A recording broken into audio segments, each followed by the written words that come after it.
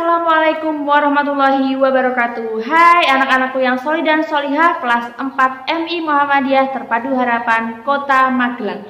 Bagaimana kabarnya hari ini? Semoga semuanya dalam keadaan sehat dan semangat untuk belajar. Baik anak-anakku, bertemu lagi dengan Bu Esti hari ini dalam pembelajaran tematik.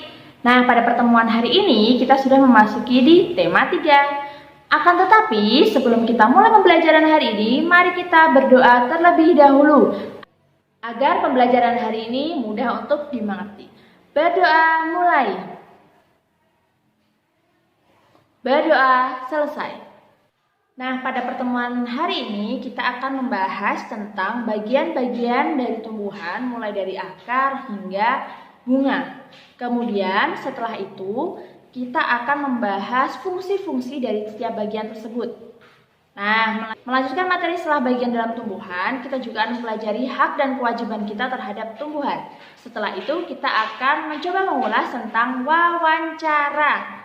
Nah, nanti untuk tugasnya, anak-anak akan melakukan wawancara dengan orang yang ada di sekitar anak-anak.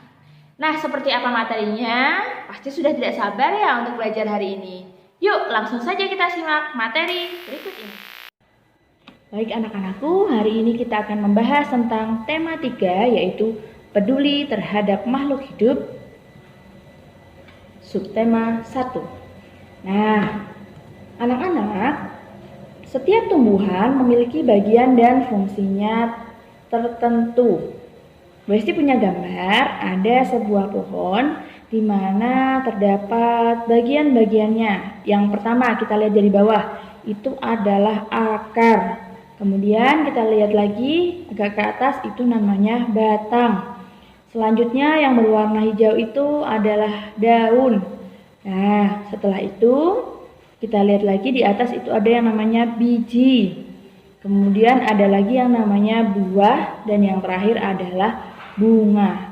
Nah, kalau anak-anak lihat di video sebelumnya, Bu Esti telah menjelaskan tentang bagian-bagian dalam tumbuhan.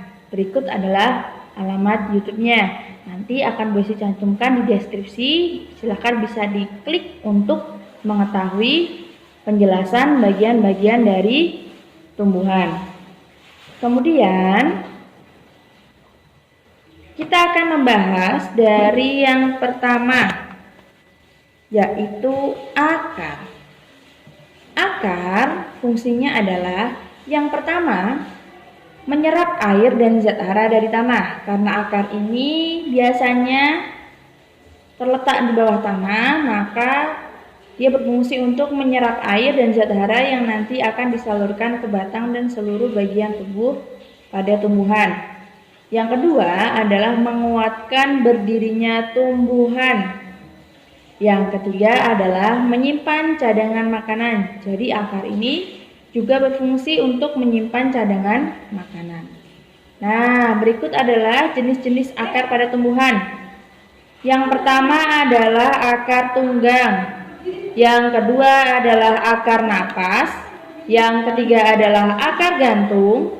Yang keempat akar serabut, dan yang kelima adalah akar pelekat. Nah, anak-anak bisa lihat pada gambar ini banyak sekali macam-macam akar pada tumbuhan. Mulai dari akar yang berada di bawah tanah, kemudian yang muncul ke atas tanah, kemudian yang menggantung, yang berserabut, dan yang melekat. Selanjutnya setelah akar ada batang. Batang fungsinya yang pertama menyalurkan air, zat hara, dan zat makanan. Nah, kalau tadi akar bertugas untuk menyerap, batang ini tugasnya adalah menyalurkan. Kemudian batang juga berfungsi sebagai tempat tumbuh daun, bunga, dan buah. Selanjutnya, batang adalah tempat untuk menyimpan cadangan makanan. Nah, untuk batang sendiri, jenis-jenisnya yang pertama adalah batang basah. Yang kedua adalah batang rumput. Yang ketiga adalah batang kayu. Nah, jenis-jenis batang ini yang sering anak-anak temukan di sekitar kalian. Berikutnya, yaitu daun. Daun fungsinya adalah yang pertama sebagai tempat fotosintesis. Kemudian yang kedua adalah tempat penguapan air. Yang ketiga, daun juga bisa berfungsi sebagai alat pernafasan tumbuhan. Contohnya adalah pohon jati. Kalau anak-anak melihat pohon jati, biasanya mereka melakukan penguapan dengan cara menggugurkan daun agar mereka tetap bisa bertahan hidup. Selanjutnya adalah jenis-jenis daun. Nah, ada apa saja ya jenis-jenis daun itu? Nah, anak-anak bisa lihat jenis-jenis daun. Ada daun yang melengkung, menjari, sejajar, dan menyirip. Nah, daun melengkung contohnya adalah daun sirih. Kemudian daun menjari contohnya adalah daun pepaya atau daun ketela. Sedangkan daun sejajar contohnya adalah daun bambu. Untuk daun menyirip contohnya adalah daun jambu. Nah, selanjutnya yaitu biji. Biji pada tumbuhan ada dua, yaitu dikotil dan monokotil. Contoh biji dikotil atau berkeping dua adalah kacang. Nah, di gambar ini Bu Esti mengambil contoh kacang merah. Maksudnya dikotil adalah apabila dia melakukan pertumbuhan maka bijinya akan terbelah. Sedangkan jagung, nah di sini contoh untuk monokotil atau berbiji satu itu adalah jagung. Nah, untuk jagung dia langsung tumbuh tanpa melakukan pembelahan terhadap bijinya. Untuk biji fungsinya adalah sebagai embrio atau sel tumbuhnya sebuah tumbuhan. Kemudian sebagai alat perkembangbiakan pertama. Nah, jadi biji ini adalah bakal dari sebuah tumbuhan. Kemudian berikutnya kita akan belajar tentang hak dan kewajiban terhadap tumbuhan. Mengapa demikian? Karena hak dan kewajiban terhadap tumbuhan ini yang nantinya akan membuat tumbuhan-tumbuhan di sekitar kita menjadi asri dan terawat. Selain itu juga tidak mudah punah. Nah, sebelum kita membahas tentang hak dan kewajiban, Bu Hesti punya 3 gambar. Gambar A, B, dan C. Dari ketiga gambar ini, mari kita pilih manakah yang termasuk melaksanakan kewajiban terhadap tumbuhan. Ayo, coba anak-anak tebak A, B, dan C. Manakah yang termasuk melaksanakan kewajiban terhadap tumbuhan? Ya, betul sekali. Yang melaksanakan kewajiban terhadap tumbuhan adalah gambar A dan gambar C. Mengapa demikian? Karena gambar A ini sedang menyiram tanaman, sedangkan gambar C adalah sedang melakukan penanaman di sekitar jalan. Nah, ini berfungsi untuk mengurangi yang namanya polusi. Sedangkan yang B itu tidak termasuk melaksanakan kewajiban terhadap tumbuhan karena dia malah membakar tumbuhan. Nah, kemudian, apa saja ya hak-hak kita terhadap tumbuhan? Yang pertama, hak kita terhadap tumbuhan adalah mendapatkan udara yang segar. Kemudian, memiliki lingkungan yang bersih. Dan yang keempat adalah memperoleh lingkungan yang nyaman. Untuk mendapatkan hak-hak ini, kita perlu melakukan yang namanya kewajiban. Nah, apa saja ya kewajiban kita terhadap tumbuhan? Yang pertama yaitu merawat tumbuhan mulai dari menyiram dan memberikan pupuk. Kemudian yang kedua adalah membuang sampah pada tempatnya. Karena ketika kita membuang sampah sembarangan, kemudian sampah itu masuk ke dalam tanah, terutama untuk sampah-sampah yang tidak bisa didaur ulang, itu akan mengganggu zat hara yang ada di dalam tanah sehingga mengganggu proses pertumbuhan pada tumbuhan.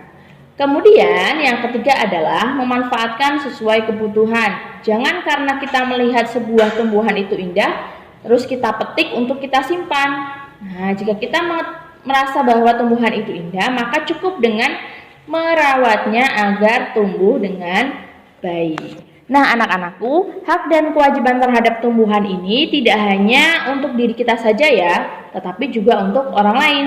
Akan tetapi, apakah kamu tahu orang lain itu sadar akan hak dan kewajiban terhadap tumbuhan?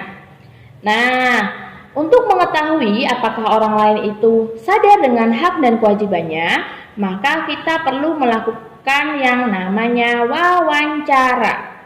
Siapa yang sudah tahu apa itu wawancara? Nah, kita akan bahas yang namanya wawancara, yaitu sebuah percakapan antara dua orang atau lebih, yaitu antara narasumber dan pewawancara, dengan tujuan untuk mendapatkan yang namanya informasi. Nah, dalam wawancara kita perlu yang namanya pertanyaan untuk menggali sebuah informasi yang nanti akan diajukan kepada narasumber. Nah, untuk membuat pertanyaan berarti kita berhubungan dengan kata tanya. Ayo, siapa yang masih ingat apa saja kata tanya itu? Nah, kata tanya yang pertama adalah apa. Apa ini menanyakan sesuatu, peristiwa. Yang kedua adalah berapa. Berapa ini menanyakan jumlah. Yang ketiga adalah siapa. Siapa ini digunakan untuk menanyakan orang. Kemudian di mana. Di mana ini untuk menanyakan tempat kejadian peristiwa. Kemudian yang kelima adalah kapan. Kapan untuk menanyakan waktu terjadinya peristiwa. Yang keenam adalah mengapa. Mengapa ini untuk menanyakan sebab terjadinya peristiwa. Kemudian bagaimana? Bagaimana ini untuk menanyakan sebuah proses terjadinya peristiwa yang akan kita gali informasinya. Nah, kata tanya ini harus ada dalam pertanyaan wawancara untuk mengetahui atau untuk mendapatkan informasi dari tema yang kita tentukan untuk wawancara.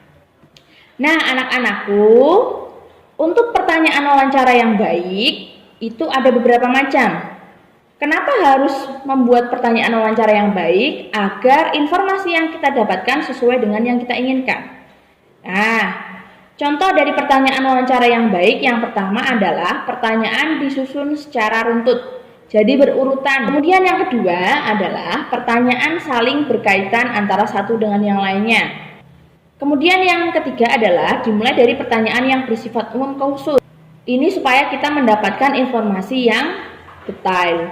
Kemudian yang keempat yaitu menanggapi jawaban dari narasumber. Jadi ketika narasumber memberikan jawabannya, kita menanggapi jawaban yang sudah diberikan oleh narasumber.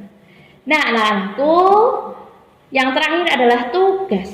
Tugasnya adalah yang pertama membuat daftar pertanyaan tema menjaga lingkungan dengan menggunakan 7 kata tanya yang tadi sudah Bu Hesti jelaskan. Kemudian melaksanakan wawancara dengan memilih salah satu narasumber di sekitarmu. Boleh ayah, ibu, pak de, bude, mbah, atau kakak, atau tetangga yang dekat dengan rumah. Kemudian dituliskan laporan hasil wawancara lengkap dengan narasumber, pertanyaan dan jawabannya di buku tulis. Jika sudah, bisa langsung dikumpulkan. Baik anak-anak, itu materi kita hari ini. Terima kasih sudah menyimak. Jangan lupa untuk menuliskan nama lengkapmu dan nomor absenmu di kolom komentar, karena itu akan dijadikan sebagai absensi pembelajaran hari ini. Sekian dari Bu Hesti, jangan lupa dikerjakan tugasnya. Mohon maaf bila ada kesalahan dan salah kata selama materi berlangsung. Bu Hesti tutup. Wassalamualaikum warahmatullahi wabarakatuh.